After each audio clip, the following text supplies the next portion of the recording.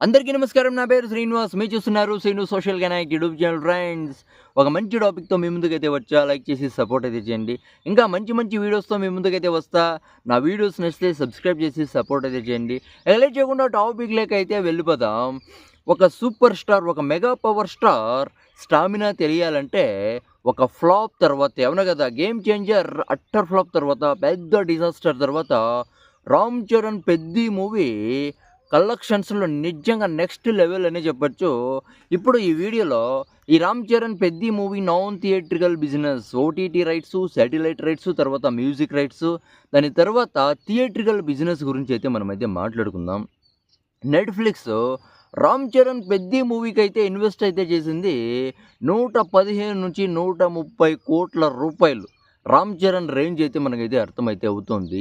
Already global star కాబట్టి global లెవెల్‌లో అయితే ఫ్యాన్స్ అయితే ఉన్నారు కాబట్టి నెట్‌ఫ్లిక్స్ ఇంత డబ్బు అయితే ఖర్చు అయితే చేసింది. 115-130 కోట్ల రూపాయలకైతే కొనుక్కుంది ఓటీటీ రైట్స్‌ని నెట్‌ఫ్లిక్స్. దాని తర్వాత satellite rights, Ram Charan Peddi movie satellite rights all languages కలిపి 70 కోట్లయితే బిజినెస్ అయితే జరిగిందంట. 70 కోట్లు. అంటే ఇందులో తెలుగు వర్షన్‌కి మాత్రమే 35-40 కోట్ల బిజినెస్ అయితే జరిగిందంట. దాని తర్వాత 20-30 కోట్ల, అంటే 30 కోట్లు హిందీ తర్వాత అదర్ లాంగ్వేజెస్ శాటిలైట్ రైట్స్‌కైతే బిజినెస్ అయితే జరిగిందంట.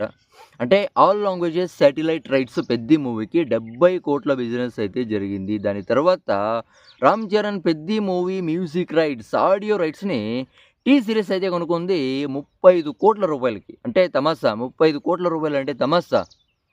ఆల్రెడీ 'చికిరి చికిరి' పాట సోషల్ మీడియాని రఫ్ఫాడిస్తుంది. లాస్ట్ నైట్ 'రాయ్ రాయ్ రారా' పాట అయితే రిలీజ్ అయితే అవుతుంది. 9 అవర్స్‌లో 2.6 మిలియన్ వ్యూస్ అయితే వచ్చాయి.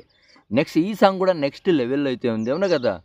దానికి కాకుండా Ram Charan global level image కాకుండా, అంటే ఏఆర్ రెహమాన్ బ్రాండ్ వాల్యూ కూడా దీనికైతే యాడ్ అయితే అవుతుంది కాబట్టి 35 కోట్లకైతే సేల్ అయితే అయింది.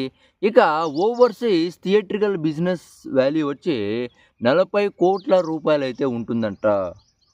40 కోట్ల వరకు బిజినెస్ అయితే చేస్తుందంట అని అప్డేట్ అయితే వస్తుంది.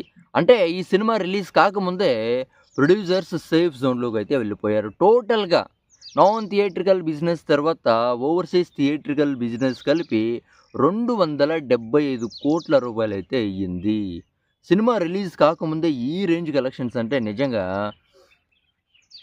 ఇది రామ్ చరణ్ రేంజ్ అని చెప్పొచ్చు.